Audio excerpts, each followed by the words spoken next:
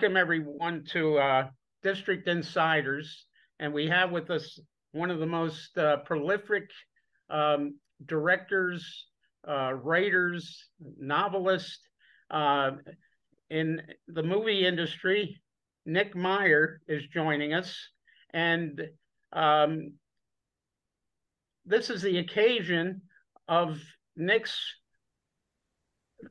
major television movie that was broadcast on ABC News in 1983. I remember because I was stationed in the Navy near Andrews Air Force Base in 1983. And we were all told that Andrews was ground zero for what would have probably been a Soviet hydrogen bomb. That's where my house was located near there. That's near where I worked. So I took an immense interest when I heard about the day after. Ronald Reagan, President Reagan, screened it the month previous in October, and it aired on ABC on November 20th, which is interesting because I know it was around the Thanksgiving holiday where families gathered together, and there was quite a lot of interest. ABC did disclaimers and an 800 number for people to call if they had any sort of post-traumatic stress from the film, but it was an impactful motion picture for TV. And I should also mention that Nick also directed Time After Time, which was based on the H.G. Wells novel, The Time Machine, and also some of the major Star Trek movies, including my favorite. I think it's the best of all time, Star Trek II, The Wrath of Khan. My friend who passed away here in Washington recently, we used to greet each other at get-togethers. He would say, in the voice of Ricardo Montalban, who played Khan, "You, I don't know, but you, I never forget the face." Anyway, without any further ado, I'm going to turn it over to Andy. Andy, you'll kick this off with some questions for Nick Meyer. Well, let me join my co-host Wayne Madsen in welcoming our guest at this historic time to discuss the 40th anniversary of this very important historic movie. I'm Andrew Craig, co-host with Wayne Madsen of the show District Insiders. And of course, the districts are all around the world, and the insiders are guests who will bring expertise to news topics about localities and districts. And the headline for this situation is we're talking about the TV movie that, in the view of many experts, deterred nuclear war danger. More than 100 million Americans are estimated to have watched this iconic TV movie the day after during its broadcast on ABC, and many times that number watched in the Soviet Union and elsewhere globally. So without more preamble from us, welcome. And what's going on this week, the week that begins December 4th, that motivates you to share time with us and the public? Well, first of all, thank you for the invitation. I'm honored to be here. And secondly, before we go any further, a moment of clarification. It is not ABC News that made the movie the day after. It was not part of their news division. It was ABC Circle Films, which was their movie division. They made a movie of the week, and that's what this was, just a movie of the week. I'm here for two reasons. One is, as you suggest, to celebrate or commemorate with the citizens of Lawrence, Kansas, the 40th anniversary of when the film aired which was 1983. I think it was November. And so I will appear, I think, on a Zoom hookup. I went back to Lawrence for the 20th anniversary of the day after. And I should make it clear that without the citizens of Lawrence in their thousands coming out, we couldn't have made the movie because we needed all of them. And the movie is dedicated to the citizens of Lawrence, Kansas. The second reason that I'm here is, in a way, the primary reason, and that is to talk about the hazards, the dangers, the futility of nuclear war. And it must be understood that if things were bad in 1983, when the ailing, somewhat senile Soviet premier Yuri Andropov worried that Ronald Reagan was contemplating a first strike against the Soviet Union, things are much worse now. The good news only lasted a certain amount of time. What happened was when President Reagan saw the movie, he flipped out. He got very upset. He was not used to that. Remember, we'd all been raised on 100 years of Hollywood endings, and in particular, network television. There was only 3 networks at the time, CBS, ABC, and NBC. Their principal job was to sell advertising. So the programming on those networks had to be as innocuous as possible, even though certain networks and executives like Brandon Stoddard, who headed ABC Circle Films, had begun to push the envelope with such miniseries as Roots, which was, as we know, a big hit. But having seen the film, Reagan wound up revising his opinion about a winnable nuclear war. He went to Reykjavik, Iceland, and met with Gorbachev, with Andropov's successor, who was Mikhail Gorbachev, and he signed the Intermediate Missile Range Treaty, which is the only treaty that ever resulted in the physical dismantling of nuclear weapons. Former President Donald Trump more recently walked out of that treaty. And so we are now looking at another arms race, which shows no sign of being checked. And as you know, there are wars going on everywhere. And the real problem, and the reason I'm here to talk about nuclear war, is because nobody wants to think about it. That's the paradox that humanity is confronted by. It is the most urgent problem, our ability to destroy ourselves since 1945, since the atom bomb. The problem is no one wants to think about it. So we just go about our daily lives and we hope that it won't happen. But hope is not a strategy. Luck is not a strategy. So unless we figure out what we can do to de-escalate this madness, somebody's going to make a mistake. Somebody's going to make a miscalculation. Somebody's going to push a button. And lest your listeners think that this is unlikely, let me just remind them that in the, I think, 1960s, 2 nuclear bombs were dropped on North Carolina. That more recently, a monkey wrench dropped down a missile silo in Arkansas, hit a fuel line and precipitated a chain reaction that almost resulted in Arkansas being blown off the map.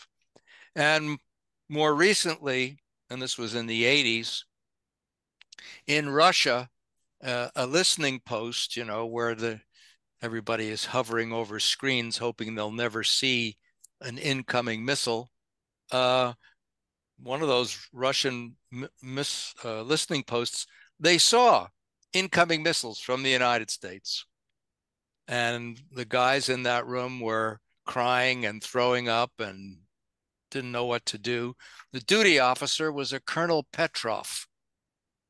And Colonel Petrov looked at these 4 incoming missiles and thought, if the United States were really attacking the Soviet Union, why would they only send 4 missiles? He decided it wasn't missiles, and he declined to call the Kremlin, even though everybody insisted that that was protocol. That's what he was supposed to do. But he felt strongly they'd misinterpret it and start pushing buttons on their side. It wasn't missiles.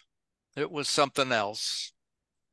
He was right, but according to his superiors, he was wrong. So he was drummed out of the military and sent to Siberia. Some years later, he was brought before the United Nations in New York and hailed as the man who saved the world. And the footnote to this is that all he wanted to do was meet Kevin Costner.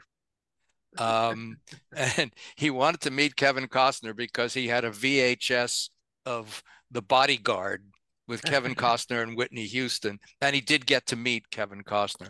But this is a long-winded peroration, but luck, we're not going to be lucky forever.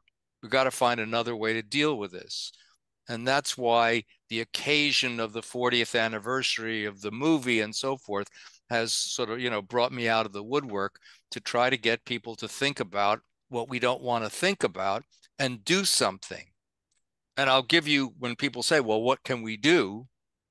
I'll give you an opening step, which, by the way, is not my idea, but is the product of better brains than mine. Let's get rid of all our land-based missile silos, which just make us targets with those things on our back. At this point, thanks to satellites, everybody knows where those missile silos are all over the continental United States. So why not scrap them, take away that stationary target? The Trident submarines, which are mobile and able to go everywhere, they also carry nuclear missiles. Let's put our money, on them for the moment, but get rid of the tempting, write your congressman, write your senator, take to the streets, sign petitions, but don't just, sit in front of your smartphones and do nothing. Well, Wayne, you're broadcasting from Capitol Hill. You're a stone's throw away, not that you'd throw a stone, from the halls of the House of Representatives. What do you think of that action plan and its viability? And I hope you have a hopeful comment, as well as a practical comment as a reporter who's covered Congress for many years. Well, I think it's an excellent idea to get back on track. Of course, we're sort of back. Our relations with Russia right now are not the best. Probably haven't been this bad since the days of Yuri Andropov. And we've got the issue of proliferation. There are nuclear powers now, nuclear weapons powers that did not exist in 1983. I'm thinking especially North Korea, Pakistan, and maybe Iran soon. And if they obtain nuclear weapons, I know the Central Intelligence Agency, Valerie Plame, and her husband, the late Joe Wilson, were always concerned if um, Iran obtains weapons, Saudi Arabia will be right behind them. And then it'll be just a host of others. I wanted to ask you too, Nick, because back in 1983, there was a lot of resistance to the day after from Reagan's right wing, which is sort of uh, uh, similar today to the far right in the Republican Party that seems to have taken over. But there was some pushback, wasn't there, from the likes of William F. Buckley Jr. and Phyllis Schlafly and others? Could you comment on that? Absolutely. Not only was there pushback, but I think that's what made the film watched by so many people. The idea that William Buckley and Phyllis Schlafly and other real conservatives were absolutely convinced that the movie was a work of treason. In fact, the New York Post editorialized, "Why is Nicholas Meyer doing Yuri Andropov's work for him?" Like I was working for him. And so, at the time, I kind of made light of it and said, I haven't seen a dime. Or a ruble. Or a ruble. Yeah, not a ruble, better. But in fact, in the publishing business, there was an old adage like there's nothing better than being banned in Boston, having your book banned in Boston. That'll really increase sales. And I believe that it was the controversy ignited or fomented or assisted by the conservatives that made the movie so popular, and so many people were so eager to watch it. Yes. Which looking at things now with Trump, of course, pulling out of that intermediate range missile treaty with the Russians, and him also using words like treason to describe his political opponents. What's your outlook for your hope that we could get back on track with mutual nuclear arms reduction? What's your outlook in the current environment? Well, it seems to me our country is presently bent on tearing itself to pieces. And I am dismayed and saddened that we can't find ways to work together. The movies that I made that were Star Trek movies, and I either wrote or directed Star Trek 2, 4, and 6, are the idea or the ideal of Star Trek is that people of goodwill can come together to solve problems. That's the idea of it. And that seems that it used to be the American ideal as well. And somehow we have been persuaded to turn upon one another with suspicion, with paranoia, with hatred. And I think the only damage being done is not being done at the moment by the Russians, but by ourselves to ourselves. And I wish that without rhetoric and incendiary bulletins that fly over the internet on both sides, exacerbating all of the above, the hatred, the fear, the paranoia, that we could just throw some cold water on ourselves and sit down and without fomenting endless mutual suspicion as to motives, say, isn't there a way that we could be a little better at this? Can't we discuss these missile silos without putting treason into the mix and just say, are these missile silos a good idea, or perhaps an outmoded idea?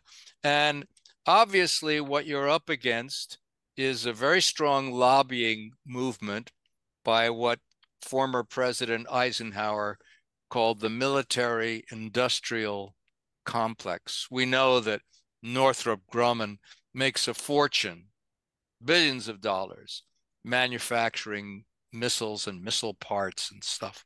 And how to get around that and spend the money, even if it's their money, on something that makes more sense.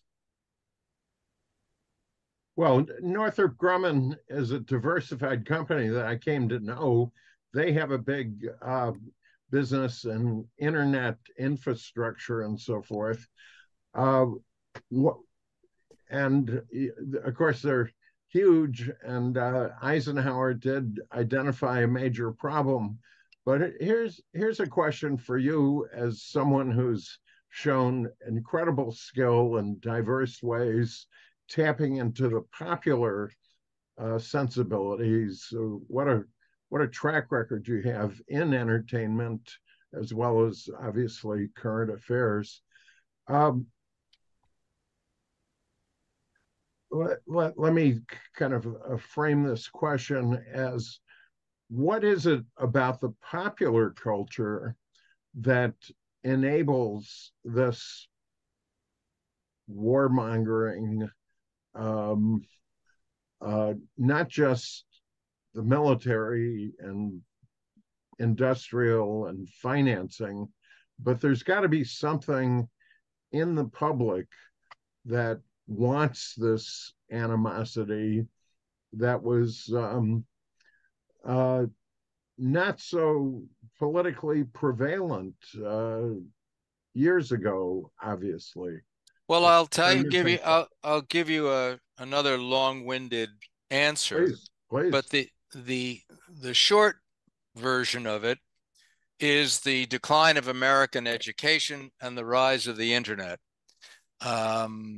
Those two things, we no longer educate our citizens. We don't teach civics. My daughters went to a very good school, a private school. I paid money to, and I would say to them, can you tell me about the three branches of government? Do you know who George Marshall was? And the answer, to all this stuff, and this is at a good school, is, gee, Pop, not really. What, and so since we have abandoned education, and we have abandoned it, and certain conservative elements want to revise the teaching of history and forbidding books from, and somebody said, from banning books, it's a short hop and a skip to burning books. And once you start burning books, it's only a hop skip before you start burning people. And we've been quiescent. We've taken arts funding out of schools. Arts should be the last thing that you remove from schools, along with teaching history. And you can't just say, well, we're going to take out the word slavery, and this is ridiculous. So we are raising, number one, a generation of ignoramuses who have no idea who we are, where we came from, and what happened. History is what happened. And the other thing is that the internet in addition to being the great equalizer, is the great disseminator of misinformation. It is endlessly hackable, manipulatable, and everybody becomes an expert on the internet. Any crackpot blog goes up there with some ridiculous non-peer-reviewed theory about, vaccines or North Korea or you don't know what. But there are no standards, there is no form of measurement, and people are frankly too dumb to tell the difference, because that's the mess we've landed in. Well, we couldn't agree more. Wayne and I have many discussions, not simply about the uneducated, but of people who are actually at one point reporters or other professionals and have gone around the bend. In fact, Wayne has an expression we use for many people we know, and it's they've bought a train to Cuckoo Town and they're not coming back. Let me hand this over to Wayne. What he said is very relevant to a number of your writings, Wayne. But, well, it's a good segue. I do want to make mention of the fact of the event that you're participating in Lawrence later on the 4th. It's to introduce a PBS documentary about the day after called Television Event. And I think a great segue is that it's hosted by Jeff Daniels, who many people remember as Will McAvoy on the new HBO series. Let me stop you right there. You've got the wrong Jeff Daniels. Uh-oh. It's not Jeff Daniels, the actor. It's Jeff Daniels, a documentary filmmaker. And Jeff, he's not an actor. He's a young man from Brooklyn who currently lives in Australia, and is a very good guy. But I don't think he's spent a lot of time in front of a camera. I should also, while we're talking about stuff related to the day after, I should point out that on November 15th, recently, a new book about the movie was just published called Apocalypse Television by David Craig, which recounts the making of the day after and its contribution, as they put it on the cover, to ending the Cold War. The foreword to the book, or the introduction, is written by Bob Iger, who I believe runs Walt Disney and was at ABC. He was at ABC Sports when the movie was actually made. So there are two resources to find out more about the day after. One is Jeff Daniels, the filmmaker's documentary Television Event, which I believe is being shown tonight in Lawrence, Kansas, and also this new book, Apocalypse Television by David Craig. Well, thank you for that clarification. Right, and also the television. We'll have that cut by our tech person, right?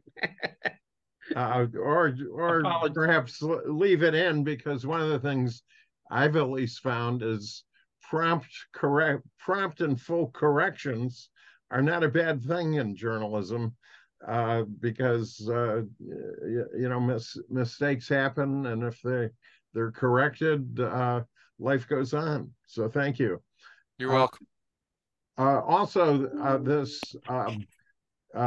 the movie, the television event by the Australian Jeff Daniels as producer, was launched in Australia, and my understanding is that PBS will be showing it early in the new year. So this is a kickoff to bring more awareness. Here's a quick question, though, about history and popular consciousness. Like you, Nick, I grew up in New York City many years ago, and there was an awareness, acute awareness of the dangers of nuclear war. And I remember uh, periodic drills, hide under your desks uh, in the schools in New York in case a bomb lands on New York. And of course, that's completely preposterous that we'd be saved by hiding under our desks. Well, what kind of desk was it? It, it wasn't nuclear proof, but there was much more awareness, and yet, of course, we had no idea, and probably the teachers didn't know and weren't telling us what the true impact of a bomb on New York would be. But how might you address the difference that we were physically aware of the dangers of nuclear war, except we missed the big danger, which is that we die. Whereas now, with all the internet, people vaguely know, but they don't seem to care. Well, I think a lot of what I'm seeing in response to the world we live in is a kind of collective hopelessness. I think a lot of decadent behavior. Alex Ross, the music critic for the New Yorker, defined decadence as excess amid collapse. And I see that a lot of people who are just going shopping, running up credit card debt, clubbing. As I said, nobody wants to think. Nobody wants to think about this sword of Damocles, which is dangling over all our necks by an increasingly fraying thread. I wore the dog tags that they gave us in New York when I was a kid, and I suspect I'm older than you because I'm older than everybody. And I hid under the desk with my dog tags. And being an impressionable or imaginative person, which I think artists are imaginative people, I grew up when I would hear a low-flying plane over New York, wondering if that was the plane that was carrying the bomb. And I outgrew that for a long time. But now I have to confess I'm sort of consumed by it. I have 3 children. I've enjoyed my life. I've been lucky to enjoy my life largely. Like everybody, I've encountered tragedy, but by and large, I've been in good shape, and I still seem to be healthy, and I'd like to enjoy all of that. I would like grandchildren, but I cannot escape a very pessimistic feeling at the moment. And I would like to sort of also put into your listeners' heads the idea of something that I learned about, which is called the rubber band effect. And the rubber band effect is the name that psychologists, I guess it's psychologists, have given to a phenomenon that happens inside your head when you learn a piece of simply appalling news, just terrible news and shocking and demoralizing and paralyzing. And you are stunned and you are immobilized and you are shattered. But then you have to go to the bathroom or answer a phone call or pick up your kids at school, or the dry cleaning. And bit by bit, your mind snaps back to the status quo ante. You are back to shopping. you are back to doing what we do. And all the things that shocked and appalled and transfixed you somehow get pushed back again, snapped back into, well, what can I do about it? And I hope it doesn't happen. So I'm going to go out and do shots. That is part of the big phenomenon that is the roadblock for most people, which is to think about the unthinkable and not look away until something happens.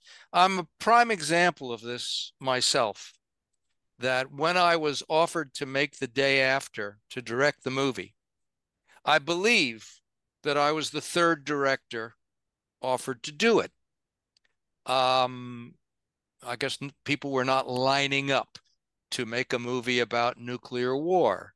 I know ABC, the network, hated the whole project from the get-go. They knew all the sponsors would head for the hills. General Foods, General Motors, General Mills, all gone. And they had worked their way down to me to direct this thing. And I was being psychoanalyzed at the time. A 30-year-old middle-class Jew, it figured. There I was on the couch telling my problems to a man who never spoke, because in psychoanalysis, the patient does all the heavy lifting. And I was trying to rationalize my way out of directing this movie. And I had lots of arguments. It'll never get on the air. I knew that for a fact. And I also knew that it would be considered a step down back then to go from directing feature films. And I now had, 3 hits.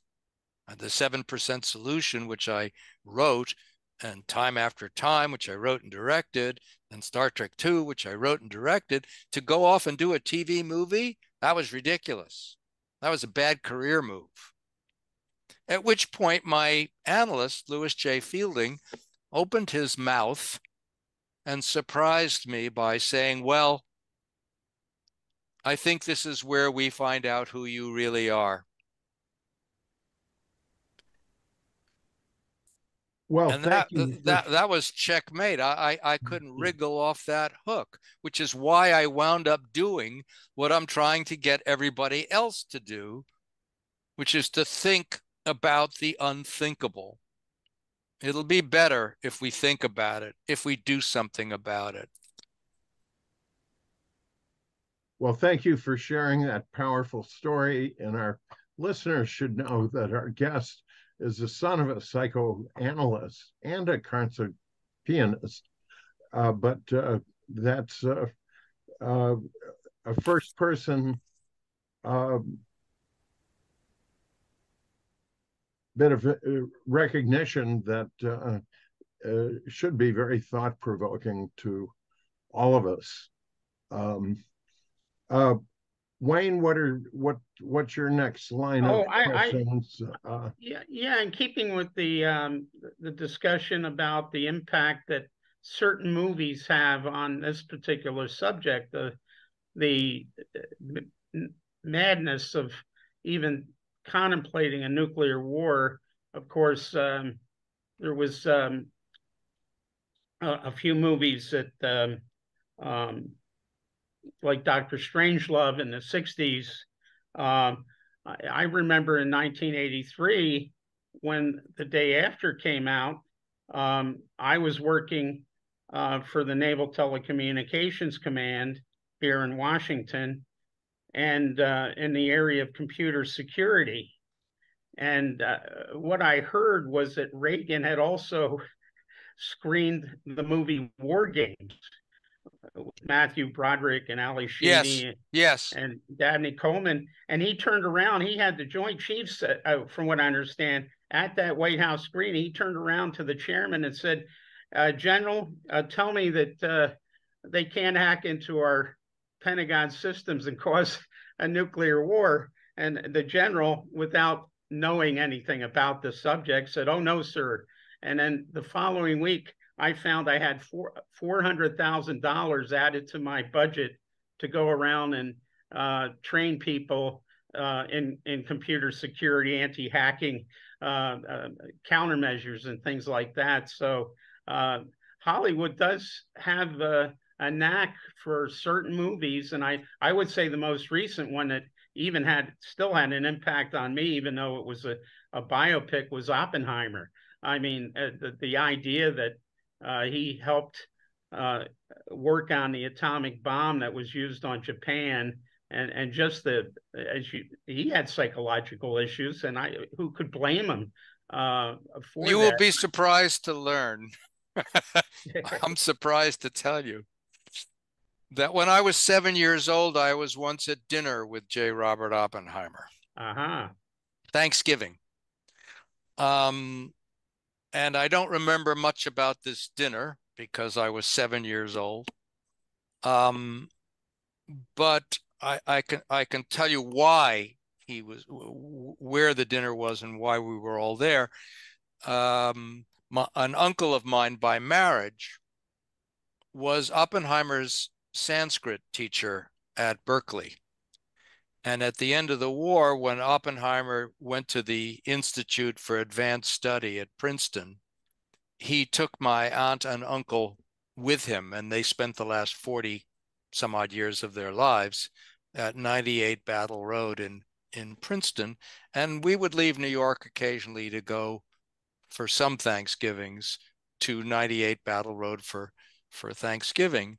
And at one of these dinners, I think actually two of them, Oppenheimer, his wife Kitty, and their daughter Tony, who I think was 19 at the time, I'm maybe wrong about that, were among the guests at that dinner. And I don't remember anything about it except two things. One is that I asked my father later, why is that man so sad?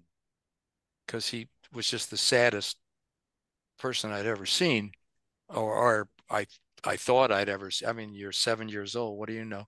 And the other thing was I couldn't understand the inexplicable behavior of his wife because I had never seen a drunk person. And she was inebriated.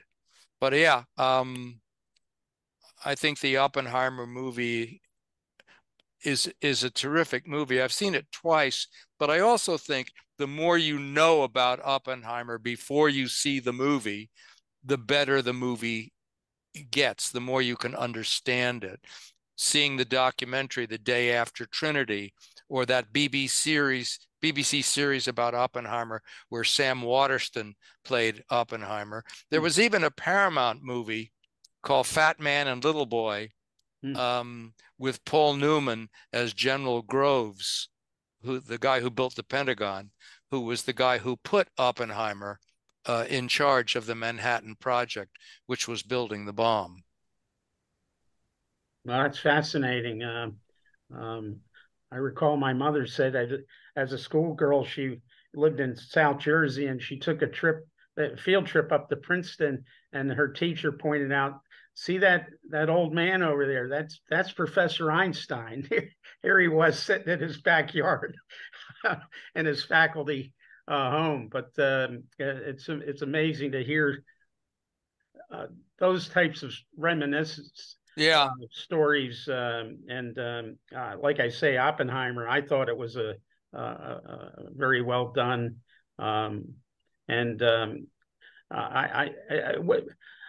Hollywood has produced so much. This comic garbage is the word you're searching for. Yes, yes.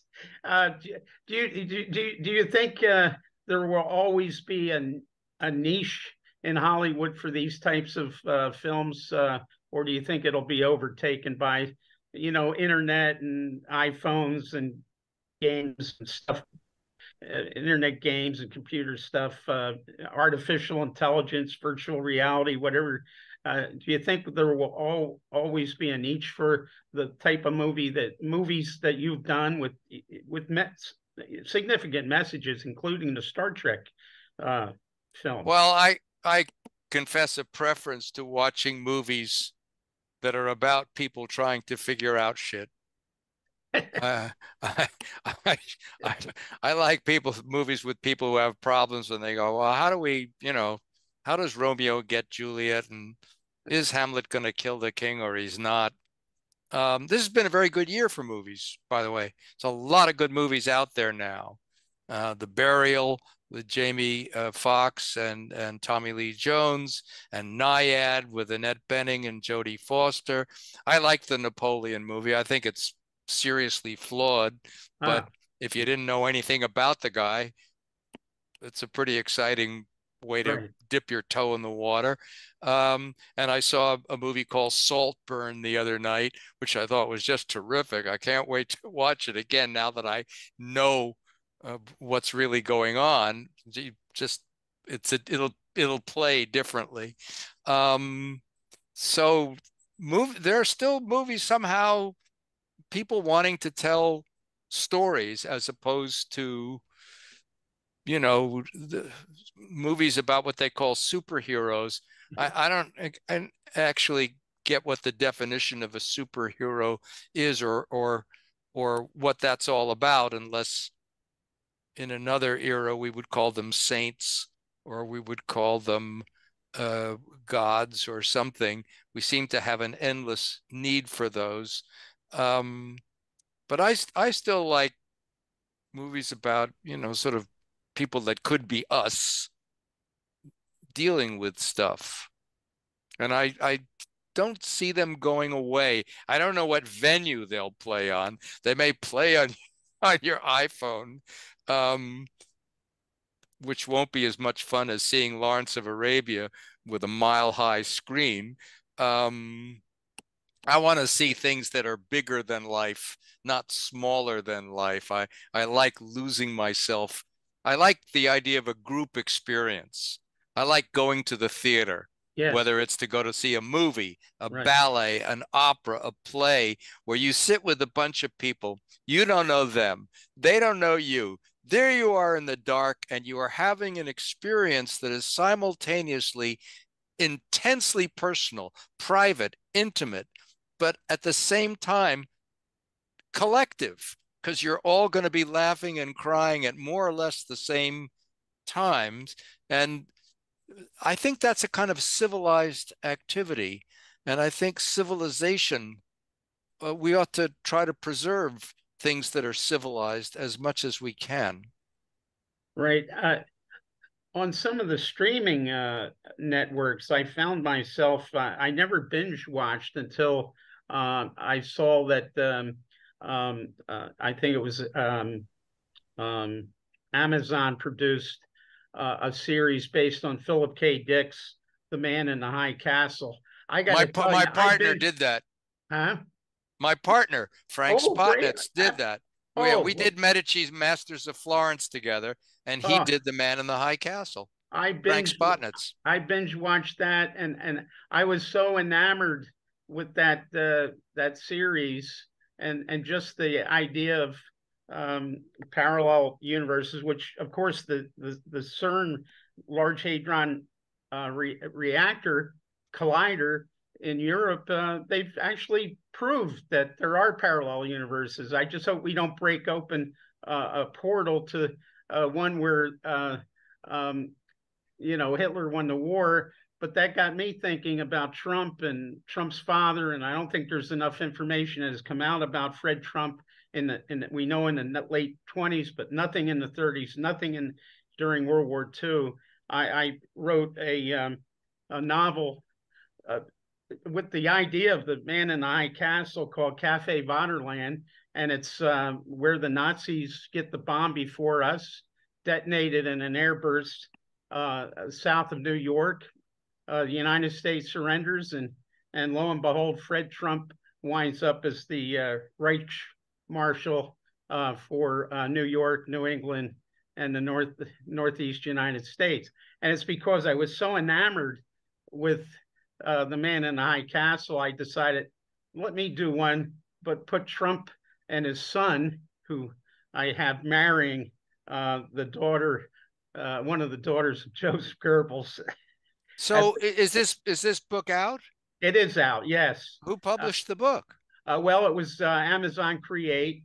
Uh, you know, it's. I thought it would be controversial, and I was waiting for a lawsuit from Mr. Trump's litigious attorney in New York, but fortunately, I guess he hadn't. He went to jail. Huh? He went to jail. Yes. Well, many have, yes, but anyway, it was the man in the high castle. I read the book years ago, but I thought that the series was well, first of all, when I got off the phone with you guys, I'm going to call Frank right away. He'll be thrilled. That's number one.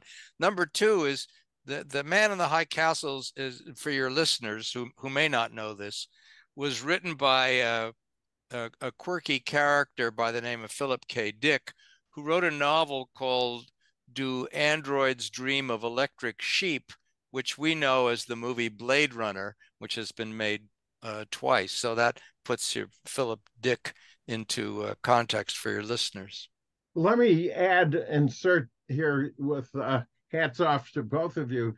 A quick insert. One is Wayne felt to have a publishable book by primarily a nonfiction investigative reporter like himself. There were a couple of elements that he couldn't nail down, but he did do extensive research in the German language and German American press of the 1930s to research the substantial number of pro-Nazi people in the United States in the 30s to set the context. But the even more relevant context for our listeners, for our guest, I'll just insert, as you heard earlier in the show, how he took some risks fairly early in his career to make this important movie. And what a lot of people may not realize is a fact of life that insiders know, which is that film, TV is a very risky profession, and that we can now look on our guest as a great success with many, many successes, but it's a precarious field. And I'll just, before we go to our next question, just mention that I returned from a conference 2 weeks ago at Duquesne University, where leading JFK assassination researchers, including filmmakers, spoke. And a keynoter was Alec Baldwin, and another featured speaker was Rob Reiner. And they presented powerful talks about their research into the JFK assassination, extending many years. And they also shared that it's far from easy, even with their solid gold credentials, to get their information out. And in fact, Alec Baldwin shared that his popular show on MSNBC was inexplicably canceled 10 years ago when he tried to present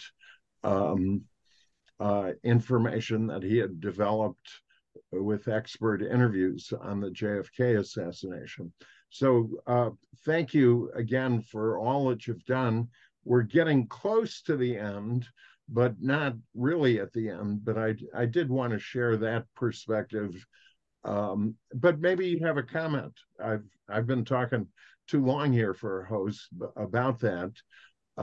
But this was a risk for you, particularly when it's well known in Hollywood, at least, that the movie Dr. Strangelove was made as a comedy, because of the thought that a serious movie couldn't get out. Well, I think that that's not quite accurate. My understanding is that when Stanley Kubrick did his research on nuclear war, the stuff he learned struck him as so bleakly terrible that it was hilarious. And he sort of felt his way or fumfered his way toward making it into a comedy is the only way to really present it. And that's an idea worthy of Kubrick's essential originality, and one of the reasons why we find him so interesting as an artist. I think, in the words of Mark Twain, a lot of what we're talking about would be hilarious if it weren't mortal. That was Twain's line. There have been, even for years and years and years, artists have taken a whack at the "it can't happen here" idea. There are alternative, what if the South had won the Civil War? A British author named Saki, whose real name was H.H. Munro, wrote a novel about the Germans winning the First World War called When William Came. That was the name of the novel. And then Philip Roth wrote The Plot Against America, if Lindbergh had won the election. And I don't know if you've listened to the series by Rachel Maddow called Ultra, which now is a book called Prequel. Yeah. Anyway, so yeah, I'm in good company. I was too stupid when I made the movie or agreed to make the movie to imagine, I didn't think it would get on the air, much less that I would be blacklisted for having done it. It just never occurred to me. And when I saw that New York Post editorial, I think I probably devoted a couple of hours of insomnia wondering if I was finished. Well, you're anything but. And we're going to wrap up soon. Partly, we want to focus our listeners on your last comments, but let me give both Wayne the last word, maybe a last question, and our guest really the last word. But with my great thanks for the honor and pleasure of hosting you on this District Insiders episode. Wayne? Well, let me add that it's been a real pleasure and an honor to have you on and discuss all these topics with us, Nick. And I have done a column over the last couple of years called Hollywood Politrivia, where I examine some of the connections between Hollywood actors and the political events of the era. I just found this to be fascinating. I'm fascinated with the history of Hollywood. I did try my hand at a movie treatment back in the late '90s. It was picked up by the Renaissance Agency. I visited there. It was Irving Lazar's outfit, and I know what it's like because the movie was about a real life incident involving a U.S. nuclear submarine in 1968 called the USS Scorpion. I worked in that field in the Navy and talked to people that said it was sunk by a Soviet submarine. And they were going to do it. They were talking to Tom Hanks's production company, and what I heard was the Navy heard about it and basically killed it dead. So what I was told, it was put in the can, and that's where it remains. Well, you get in when we did The Day After, we were offered cooperation by the Department of Defense. They said, we will give you airplanes, we will give you battleships, we will give you missiles, you will give you helicopters. I actually went down into a missile silo. I saw one of these at Vandenberg. So I have some firsthand knowledge. Yeah, you can have all that stuff on one condition, and that is that you make clear that the Soviets started the war. And we told them to get lost and made. But what I want to make clear, and what I didn't really understand at the time till I read that new book and saw the documentary that we're talking about, is that the movie got made because of a man named Brandon Stoddard, who was the head of ABC Circle Films. He had to threaten to resign in order to get it on the air. He had death threats on his life. Wow. He found a note on his car that said this could have been a bomb. Nobody at ABC besides Brandon Stoddard was interested in doing it, that's for sure. I think that Reagan spoke with Leonard Goldenson and said, can you bury the movie? This was before he'd seen it, I think. Right. So that took a lot more guts than what I did. I was, the hired hand, and I was just too dumb to know how dangerous what I was getting into. I just couldn't answer my shrink's question. Well, thank goodness you did. Thank goodness the shrink acid came out of his a normal role. And maybe I should end on that, but just a factoid that maybe our listeners wouldn't know, and I certainly didn't know until through a lifetime of reporting until fairly recently. But the parent company of ABC was Capital Cities in some sense, and that was run by future CIA director William Casey during the 1980s, and I'm sure he had some residual influence there when he was President Reagan's CIA director. But he couldn't stop it either. He was a key man at American media, including Capital Cities and ABC during the 70s. So I'd like to, if I may, I'd just like to address your listeners. Sure, please. Somebody said that all that is necessary for evil to succeed is for good men to do nothing. And to which I would add, good men and women and all stops in between. If we do nothing, then we have only ourselves to blame for what happens. Well, what an appropriate note to end. And the one thing people can do is watch this next iteration of your powerful message that'll be on PBS, but to get involved, to recommend it, and to be active, that's the American way. And it's also necessary, not just for tradition, but for the future. And with that, thank you so much for joining us and sharing your valuable time. Nicholas Meyer, director of The Day After, the iconic movie that so many of us believe helped deter nuclear war in our world. Thanks for having me. Thanks for joining us. Well, we'll let you get on to your busy day.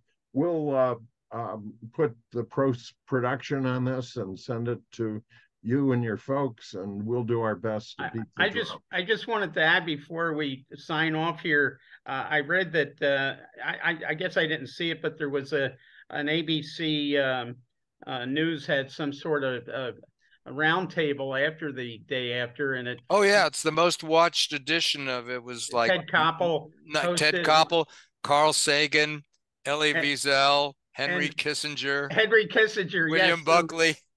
The lovely Henry Kissinger, who just the other day, I happened to be here in Washington at the National Press Club when it was announced that he left the mortal coil and he's on location. I've got a question to take advantage of such a distinguished film editor and writer. It's my inclination to leave in our misspeaking and your clarification. It's simpler, but it also provides fuller context. Or do you think we should edit out the misstatements like on Jeff Daniels? Oh, I think it's kind of funny.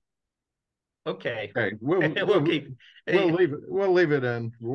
I just think that Jeff Daniels did such a great job as Will McAvoy. He should be teaching people at the cable news networks how to be an actual news person on the air, because I think for somebody that was only acting the part, I would rather listen to the news from Will McAvoy than some of these talking heads. Well, that's exactly how TV, casts newscasters. They, and that was Fox, let's see your legs, wear the skirt, have stilettos. Yeah, we'll watch you.